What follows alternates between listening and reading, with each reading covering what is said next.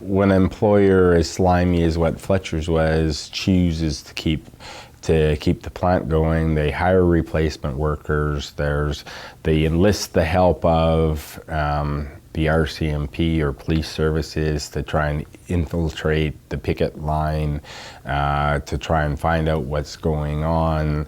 They will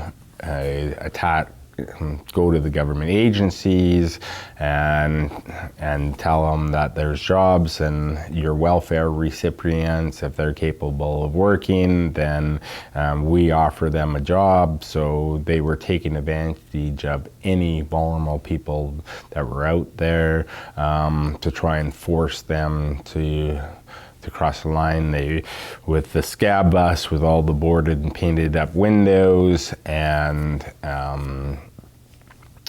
the propaganda that they would put out and the misinformation that they would put out to the people that were coming to work for them, to the public, to anybody, to try and distort the truth about how these workers were just greedy people wanting more and playing the whole poor corporate citizen, where a bunch of poor farmers were owned by poor farmers, and trying to elicit support from anywhere and anything they could get.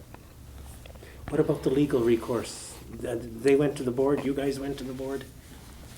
Just a few words about that. Oh, I mean, we were in front of the board several times. The company, the second time in front of the board, the company got the injunction that they were requesting to get.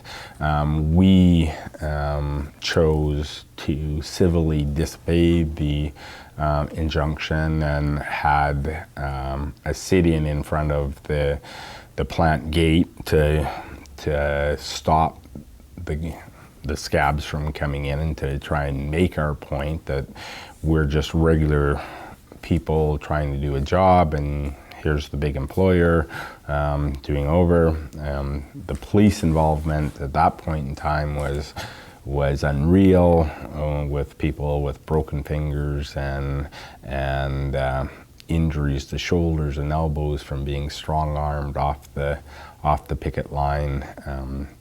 The jail cell drunk tank in the police station, or the remand center at that time, they had 53 of our members in one drunk tank. There wasn't room for people, had to alternate between sitting and standing. They had men and women in there because there was no place else to put them. In the two-man cells in the station, they had 10 of us, up to 10 of us, up to 12 of us. Most of them had 10 people in the jail cell. There was no avenue to, you couldn't lay down, couldn't stand. It was pure, anything that the RCMP could do to try and help break the workers' will to stand up for their rights, which should be their rights. You went to jail, so yes. What happened when you went? What did they charge you with, or what did they say they were going to charge you with? They didn't. We were violating civilly violating the injunction that was before we asked for the improvement in labor laws that we got from the Alberta government, where it was still a civil disobedience charge. So all of us, 109 of us, were civilly arrested for the violation of the injunction. There was others that were accused of and defended of criminal activities and stuff like that. Proudly, not one of our members spent any time in jail, and only one of them ended up with charges that stuck.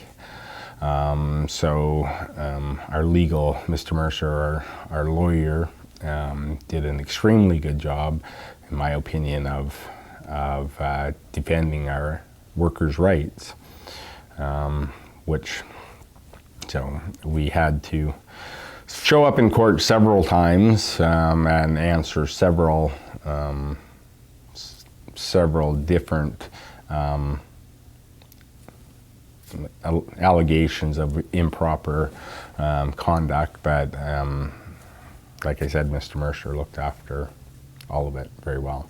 Did the company, and I hate to keep going at it, but people have to know that this happened. Was the company itself inciting any violence, or did they just count on the RCMP to do it for them? Oh, they did everything from, advertising the scab bus out in front by having security guards that would try and intimidate, bump members around as they're picketing, stand inside the fence and mock the people on the picket line.